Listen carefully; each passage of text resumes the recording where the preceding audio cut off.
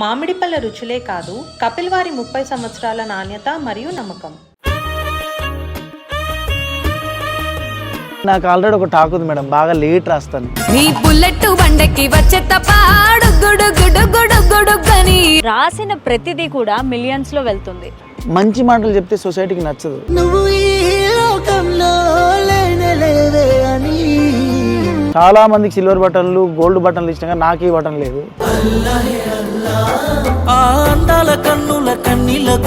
And future లో ఏ projects చేయబోతున్నారు? ఆ పాట మొత్తాన్ని గెలిపించే కీ రోల్ క్యారెక్టర్ నేను చేసిన.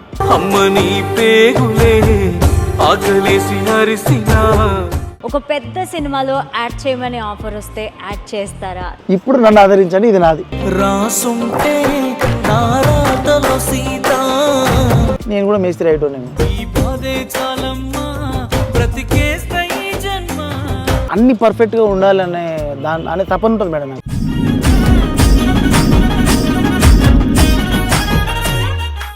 నీ బుల్లెట్ బండెక్కి వచ్చేస్తా బాడు గుడు గుడు గుడు గుడుగని అందాల దుర్యానే చూపిత్తప్పా చిక్కు చిక్కు చిక్కు చిక్కు బుక్కని బుల్లెట్ బండకి. ఈ పాట దునియానే ఏలేసింది. మరి ఈ పాట రాసిన లక్ష్మణ్ ఇప్పుడు యూట్యూబ్ని ఏలుతున్నాడు. ఇలాంటి ఎన్నో సూపర్ హిట్ సాంగ్స్ని మనకి అందించినటువంటి లక్ష్మణ్ ఈరోజు మన ఇంటర్వ్యూలో ఉన్నారు. లక్ష్మణ్ గారు నమస్తే, ఎలా ఉన్నారు? బాగున్నా మేడం, బాగున్నదా సార్? మీ సాంగ్స్ అయితే యూట్యూబ్లో సంచలనాలు సృష్టిస్తున్నాయని చెప్పాలి. Thank you. ఎలా ఫీల్ అవుతూ ఉంటారు? మీ సాంగ్స్ అన్నీ ఇలా హిట్ అయిపోతూ ఉంటాయి, ప్రజాదరణ పొందుతూ ఉంటాయి, ఎలా ఉంటుంది సార్ మీ ఫీలింగ్? చాలా హ్యాపీ ఉంటుంది మేడం, ఎందుకంటే ప్రతి పాట మొదలుపెట్టినప్పుడు అది జరగాలనుకుంటాం కదా మేడం. లక్లీ కొంచెం ఎక్కువే జరిగింది, చాలా హ్యాపీగా అనిపిస్తుంది. ఓకే. అండ్ రీసెంట్గా ఒక సాంగ్ రిలీజ్ అయింది మీది, అత్తగారింటికి సాంగ్. నా పాటలలోనే బెస్ట్ రన్లో ఉన్నది ఆ పాట. ఓకే. నువ్వు నాకు కానరావే అని ఎవరి కంట్ల పడకుండా నేను వెళ్ళిపోతుందనే, నువ్వు నాతో మాట్లాడలేవే అని ఎవరితో మాట్లాడకుండా నేను వెళ్ళిపోతుందని, నువ్వు ఈ లోకంలో లేనలేవే అని నేను ఈ లోకాన్ని వదిలేసిపోతున్ననే.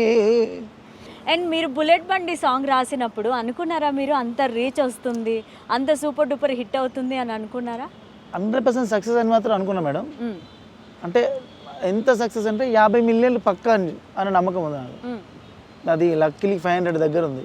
ఏ పట్టు చీరనే కట్టుకున్నా కట్టుకున్నుల్లో కట్టుకున్నా, టిక్కి బొట్టే వెట్టుకున్నా వెట్టుకున్నుల్లో వెట్టుకున్నా, నడుముకు వడ్డానం చుట్టుకున్నా చుట్టుకున్నుల్లో చుట్టుకున్నా, దిష్టి సుక్కనే దిద్దుకున్నా దిద్దుకున్నుల్లో దిద్దుకున్నా, పెళ్లి కూతురు ముస్తాబురో నువ్వు యాడంగా వస్తావురో, చెయ్యి నీ చేతికిస్తాను రో అడుగు నీ అడుగులేస్తాను రో, నేను మెచ్చి నన్నే మెచ్చేటోడా ఇట్టే వస్తానా నీ వెంట.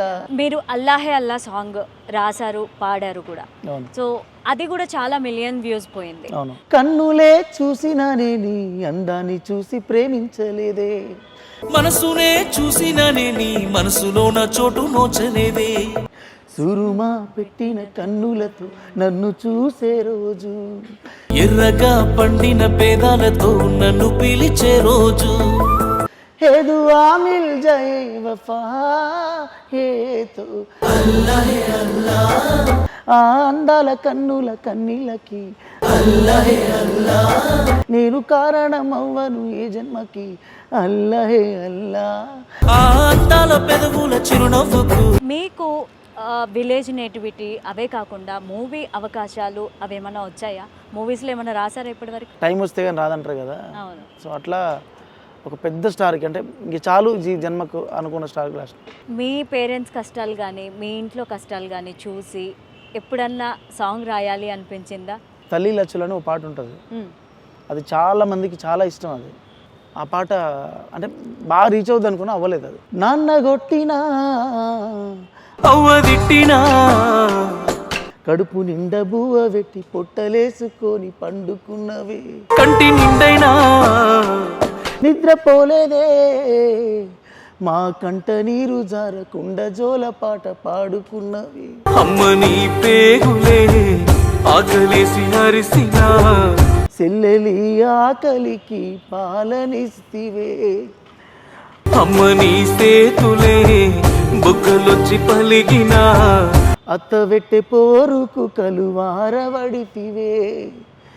ఏ సుఖం నోచుకోలేదే ఈ జన్మకు ఎన్నెన్ని బాధలే తల్లి లచ్చులు అడుగడుగున నీకు అన్ని సిచ్చులు గుండెల్లో నిండిన ఎన్నో గోసలు అమ్మ మా మీదనే అన్ని ఆశలు. మా అమ్మ జీవితాన్ని ఈ పాట రాసినండి. తెరి మేరీ కథలో ఆ సాంగ్లో మీరు హైలైట్ అవ్వలేదు, టోనీ హైలైట్ అయ్యారు. ఎందుకని మీరు కొంచెం తక్కువ రోల్ చేశారు ఆ సాంగ్లో? అంటే నా ఫేస్ కట్ ఏం హీరో మెటీరియల్ కాదు మేడం. ఓ తెరి మేరీ కథ రాసింది దేవుడు కదా, ఆయనకేం తెలుసు నా బాధ, ఓ తెరి మేరీ కథ ఒకటయ్యే పెళ్లితో కదా, నీకేం తెలుసు నా బాధ, ఎంత ప్రేమించాను ఎంత పూజించాను, నాకు తప్ప ఎవరికి తెలుసే, నువ్వు కోరుకుందే జరగని నిన్ను కోల్పోతుందని తననననననననననే రాసుంటే నా రాతలో సీత దాటవుగా నే గీసిన గీత. తెలిసుంటే నీ మనసులో గోసా పడపోదే నీ మీదనే ఆశ. ఓ తెరి మేరీ కథ రాసిండు దేవుడు కదా, ఆయనకేం తెలుసు నా బాధ. అండ్ ఫ్యూచర్లో ఏ ప్రాజెక్ట్స్ చేయబోతున్నారు? యాక్చువల్లీ నేను సినిమా చేసుకుంటా, యూట్యూబ్కి టైం దొరకదులే, సినిమా చాలా, ఎందుకంటే ఇక్కడ 3 లక్షల్లో పాట అయిపోద్ది మేడం. ఆడ ఒక సీన్లో 3 లక్షలు అయిపోతుంటాయి. ఓకే, చాలా ఎఫర్ట్స్ పెట్టాల్సి వస్తుంది. అవును. మనీ బ్యాలెన్సింగ్ ఇబ్బంది అవుతుంది మేడం, అటు ఇటు. అంటే ఇక్కడ ఏమో చిన్న ఇన్వెస్ట్మెంట్, లాస్ అయినా పెద్దగా పెయిన్ ఉండదు. అది పెద్ద ఇన్వెస్ట్మెంట్స్ మధ్యలో ఉంటుంది కనుక ఫుల్ ఎఫర్ట్స్ పెట్టాల్సి ఉంటుందని కొంచెం గ్యాప్ ఇచ్చిన యూట్యూబ్కి 1 ఇయర్. ఓకే. బట్ ఇప్పుడు నాకు అక్కడ పూర్తిగా అర్థమైంది కనుక యూట్యూబ్లో అస్సలు వదులుకోను అనుకొని ఫిక్స్ అయ్యాయి. ఇప్పటివరకు నేను రకరకాల ఛానల్లో పనిచేసిన, చాలామందికి సిల్వర్ బటన్లు, గోల్డ్ బటన్లు ఇచ్చినా కానీ నాకు ఈ బటన్ లేదు. సో ఇప్పుడు ఫస్ట్ టైం బుల్లెట్ బండి అఫీషియల్ అని పెట్టి మా భార్యకి నేను గిఫ్ట్గా రాసిన పాటను రిలీజ్ చేసిన. ఇక మా భార్య అంటే నాకు లక్కు, ఆమె ముట్టుకున్నది బంగారం అవుతుంది కనుక అదిగో ఆ పాట కూడా బంగారం అయింది. ఓకే. సో ఇన్ని రోజులు నన్ను ఆదరించిందంతా నాది కాదు, ఇప్పుడు నన్ను ఆదరించండి, ఇది నాది. అండ్ మీలో చాలా యాక్టింగ్ టాలెంట్ ఉంది, అలాగే మీరు సాంగ్ రాస్తారు, డైరెక్ట్ చేస్తారు కూడా. ఒక పెద్ద సినిమాలో యాడ్ చేయమని ఆఫర్ వస్తే యాడ్ చేస్తారా, లేకపోతే రిజెక్ట్ చేస్తారా? లేదు, చేస్తాను మేడం. యాక్టింగ్ కూడా చేస్తాను అంటే వాళ్ళు చెప్పే క్యారెక్టర్కు నిజంగా నేను కరెక్ట్ అనుకుంటే. ఓకే. అంటే ఏ క్యారెక్టర్ అయితే మీకు సూట్ అవుతుంది అని అనుకుంటున్నారు? నాదంతా కూలీలను, పల్లెతనాన్ని, మట్టి మనసులను, అంటే కొంచెం మట్టితనం, పేదరికంలో ఉండే మొహమే ఉంటుంది నాలాగా. సో అవి అయితే నాకు బాగా సెట్ అయితే అవైతే నేను బాగా చేయగలుగుతాను. ఓకే. అండ్ మీరు చాలా స్టేజ్ షోస్ కూడా చేయడం జరిగింది, అండ్ వేరే ఛానల్స్లో కూడా స్టేజ్ షోస్ చేస్తూ ఉన్నారు. అవి మీకు ఏమైనా బూస్టప్ ఇచ్చాయంటారా? అంటే మీకు కెరీర్ పరంగా ఏమైనా యూజ్ అయ్యాయా? ఏం యూజ్ అవ్వ మేడం, ఏం యూజ్ అవ్వ. ఇప్పుడు సక్సెస్ లేకపోతే మనకు ఆ స్టేజ్ ఇవ్వరు. కరెక్ట్. మనకు సక్సెస్ జనాలు స్పందిస్తున్నారు కనుక స్టేజ్ మీద ప్లేస్ ఇచ్చారు. సో ఆల్రెడీ మనం సక్సెస్ అయినాము.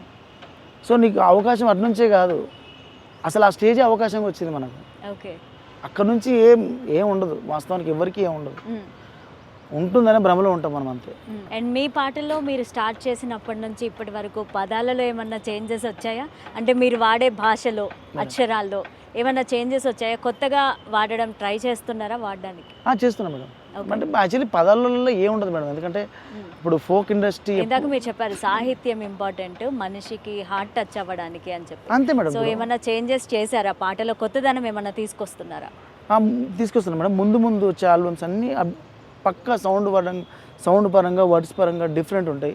ఓకే. అంటే ఎందుకంటే నేను అన్నగా మేడం ప్రతి 3 ఇయర్స్కి మ్యూజిక్ మారిపోద్ది.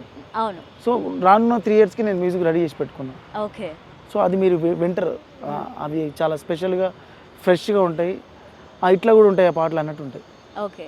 అండ్ మీరు రాసిన పాటల్లో, మీరు డైరెక్ట్ చేసిన పాటల్లో మీకు నచ్చిన ఒక్క ఫేవరెట్ సాంగ్ ఏదన్నా మా కోసం పాడండి. మందులేని గాయమే చేసిపోయినావే, మంట ఓర్చుకోనిదే నా కంట నీరు ఆగదే, తప్పేలే తప్పేలే,